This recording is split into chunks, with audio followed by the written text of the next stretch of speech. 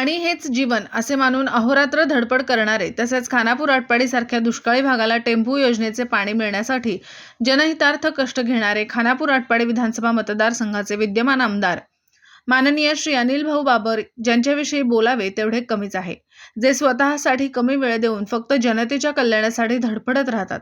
आज खानापूर सारख्या दुष्काळी भागाला याच टेम्पोच्या पाण्याने वाचवले आहे। आज याच दुष्काळी भागातील मुले शिक्षण घेऊ लागले आहेत, असे प्रतिपादन माननीय सौ सोनिया सुहास बाबर यांनी जिल्हा परिषद केंद्र शाळा नागेवाडी येथे आयोजित स्नेहभोजन प्रसंगी केले। माननीय आमदार अनिल भाऊ बाबर यांच्या वाढदिवसाचे औचित्य साधून जिल्हा परिषद केंद्र शाळा नागेवाडी येथे डॉक्टर प्रशांत प्रल्हाद निकम यांनी शालेय विद्यार्थ्यांना स्नेहभोजन, तिळगुळ आणि वही, पेन या वस्तूंचे वाटप केले। कार्यक्रमाच्या प्रारंभी मान्यवरांच्या हस्ते सरस्वती प्रतिमा पूजनाने सुरुवात करण्यात आली।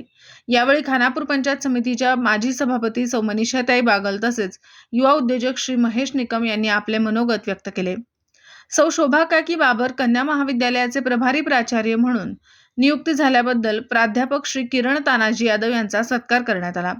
तसेच या कार्यक्रमासाठी उपस्थित प्राध्यापक रुपाली यादव यांचा सेट परीक्षा पास झाल्याबद्दल सत्कार करण्यात आला।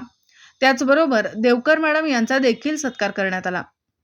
तसेच युवा उद्योजक श्री अतुल भिसे तसेच माजी शाळा व्यवस्थापन अध्यक्ष श्री जितेंद्र निकम, सध्याचे शालेय व्यवस्थापन समिती अध्यक्ष श्री उत्तम निकम, त्याचबरोबर अधिकराव देवकर, विजय सोंडे, संजय निकम, मधुकर निकम, अण्णासू निकम, दिलावर तांबोळी, सयाजी निकम, राहुल सुतार, संतोष यादव आदी मान्यवर उपस्थित होते।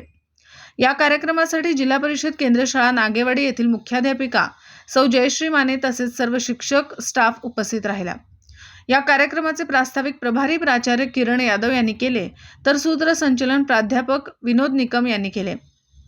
तसेच संपूर्ण कार्यक्रमाचे आभार सूर्यवंशी सर यांनी मानले। विटाहून N24 मराठी न्यूजसाठी विटा प्रतिनिधी शिराज भैया शिकलगार। दिवसभरातील घडामोडींचा आढावा घेण्यासाठी पाहत रहा N24 मराठी न्यूज चॅनल।